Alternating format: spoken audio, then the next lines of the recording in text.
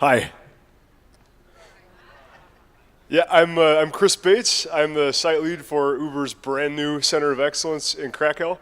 First thing I got to say is I'm honored. I'm completely and utterly honored to be here. I've heard, well, even this year, but also I've heard about the guests that we had last year, and just to be on the stage, yeah, it's very humbling. So thanks a lot for inviting me. This is great.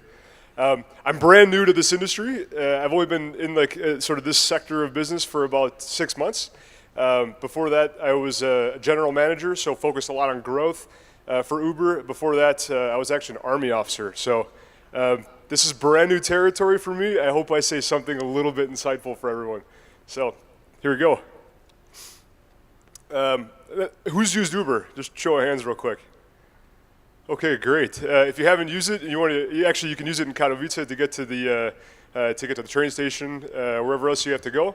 But the idea is super simple. You push a button and you get a ride. Like, that's it. Yeah, and it works like that everywhere in the world. So right now we're in 75 countries across the world, 482 cities. We do 5 million trips on a daily basis, and to give everyone an idea of like the growth rate here, last year in August, we did 1 million trips. So we've grown 5x in less than a year, if you just look at trips. Good, so I'm in charge of the COE, and that's my team up in the upper right. It's a great team, super proud of all of them, and we're in the Browar Lubicz in Krakow, which, so we affectionately call ourselves the brewery of excellence. All right, so technology. I know that it's a big theme, especially in this conference. It's a big theme. So technology is providing a whole lot of brand new opportunities for all of us. We've got autonomous cars. So anyone that's been stuck in traffic, it's just a complete waste of time when you have to sit there holding the wheel. Now, if the car can drive you around, you can work the entire time. You can do emails, do teleconferences, whatever else you have to do. It saves a ton of time for everybody. Virtual reality. I know we had some demonstrations downstairs, but the applications of virtual reality are incredible. I've heard of one, a doctor. So a doctor in the Mayo Clinic who's a specialist in open heart surgery. He can actually perform surgery using Oculus Rift or one of these things, and some robotic arms. You can provide this like surgery remotely. Yeah, incredible savings in efficiency and scalability of surgeries and whatever else. And then car sharing too, it's a big one also for us. What Uber does is it automates a process that was super manual before. It's super efficient now. You could put a whole lot of people in the one car that are all going in the same direction, all with the push of a button. So there's a ton that we can automate. I know you guys know way better than I do what we can automate sort of in this sector, but I see myself from my perspective, there's a lot of processes that we do in the Center of Excellence that we can easily automate. I know some of my guys are banging their heads against the wall having to do some of these routines, and it can easily just write an algorithm to do it for them. Machines, we've been doing this for a long time, but this is going to get better and better. Machines can do these a lot of these like manufacturing faster, more efficiently with less defects than we're able to. Transportation, just like autonomous cars, all of these transportation assets can be automated. And then I've just read an article, I think yesterday, about how a lot of marketing can actually be automated. An algorithm can tell you what the perfect product or marketing mix would be for the product that you want to sell. So, I mean, the first thing that we probably, most of us probably think about is, the efficiency gains that you can get from automation.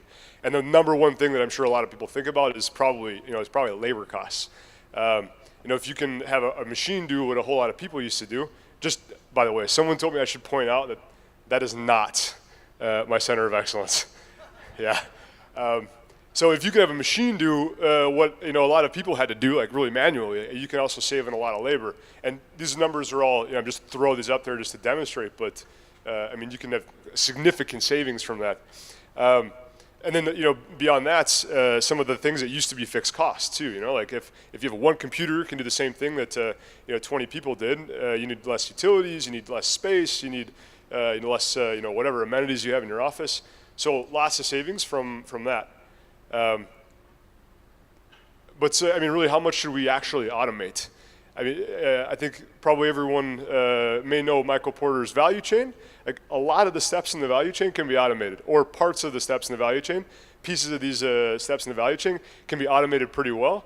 But really, like, should we automate everything? I guess it really depends on what the strategy is. Someone mentioned it yesterday that if your customer is demanding high quality, then the cost of creating that algorithm or that machine to provide the same quality that maybe a well-trained human can do, that's going to be extremely expensive, if not prohibitively expensive, now or maybe anytime in the near future. If you need that human interaction, depending on the product that you're selling, you can't get a robot to provide that kind of empathy that you require. So it really, what you automate is going to depend on what product you're selling and where that product is positioned in the market.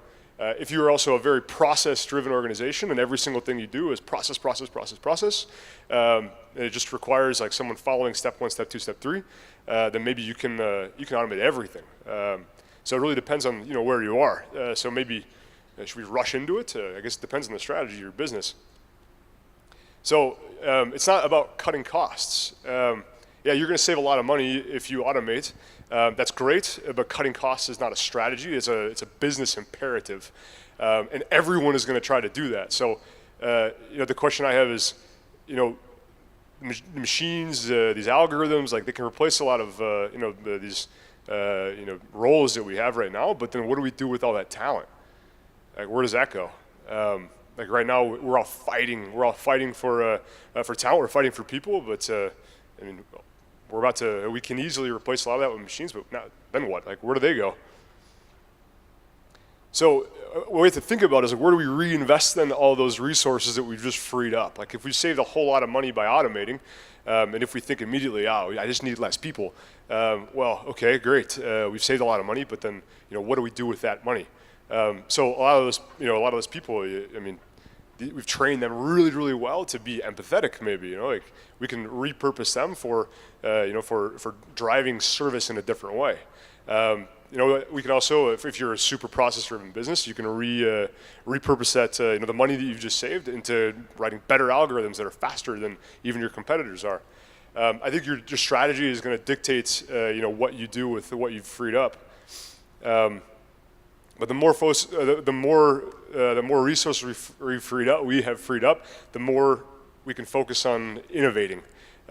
Either innovating with the quality of the service that we provide, the level of the service that we provide, or innovating with the speed and the efficiency of the service we provide, as dictated by the people that we're selling our product to.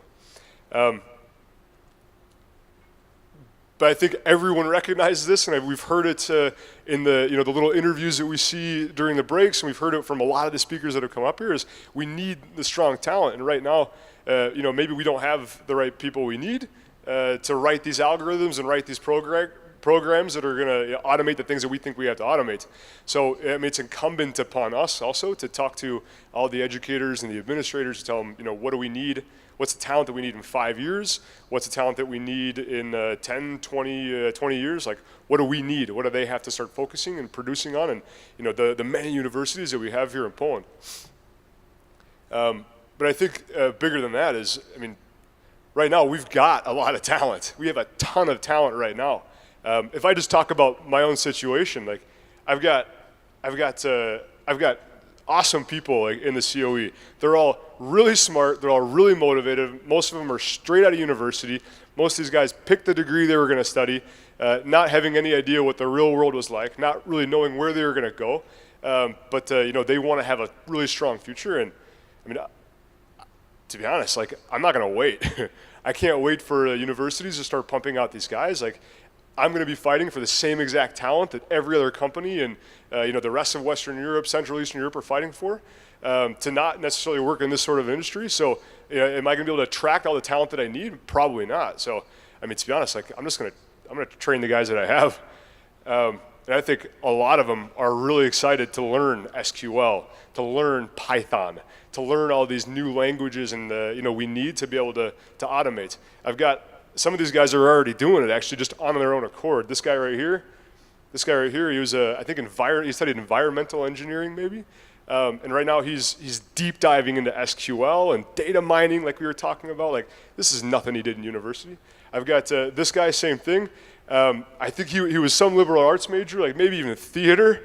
And right now he's also in SQL doing data mining for me. Like, I mean, he never would have thought that's something he needed to do, but hey, you know what? I've got a business to run, and I've got super smart, super motivated people to do it.